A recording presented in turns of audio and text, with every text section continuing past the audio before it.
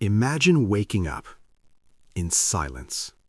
No engine, no voices, just wind. You open your eyes and you see snow everywhere. Your body hurts, your ears are ringing, and then the memory hits you. The plane. It went down. October 13th, 1972. A Uruguayan Air Force plane takes off carrying 45 people. A rugby team, their friends, their families. They were flying over the Andes, heading to Chile. A short trip, a simple flight. But the Andes had other plans. The pilots miscalculated their position. They thought they had already crossed the mountains. They had not. The plane clipped a peak, then another. The tail snapped off first. Bodies were sucked out into the freezing air. The fuselage tumbled down a snowy slope like a broken toy. And then it stopped. Silence. Of the 45 people on board, 27 survived the crash. Some barely. Broken legs, broken arms, deep wounds. The temperature dropped to -30 at night. They had almost no food, no radio signal that worked, and they were completely invisible from the air. Rescue teams searched for days, but the plane was white. The snow was white. They couldn't see it. After 11 days, the search was called off, officially declared hopeless. The families were told, "Your loved ones are gone." But on that frozen mountain, the survivors heard something on a small transistor radio. The search had been abandoned. No one was coming.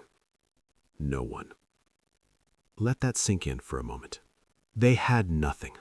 The luggage was gone, the food was gone.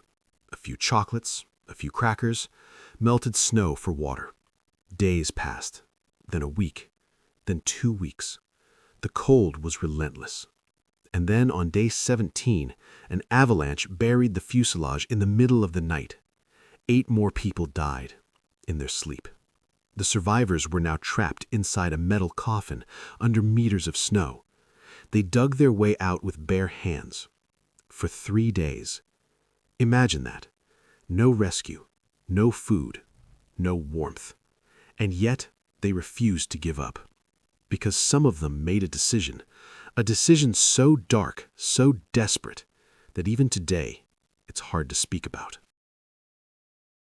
The bodies of those who had died in the crash, they were still there, preserved in the snow, and the survivors made a choice: to eat. There is no gentle way to say it.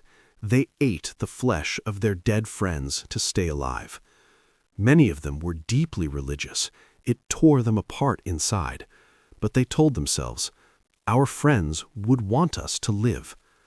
Some refused at first. Some broke down completely.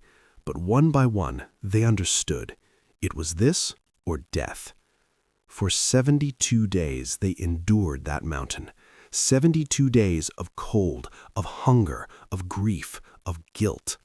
And then 2 men made a final choice.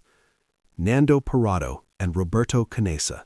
With no equipment, no map, no experience, they walked into the Andes for 10 days until they found a river and a farmer on horseback, and that farmer changed everything. On December 23, 1972, 72 days after the crash, 16 people were rescued from the Andes.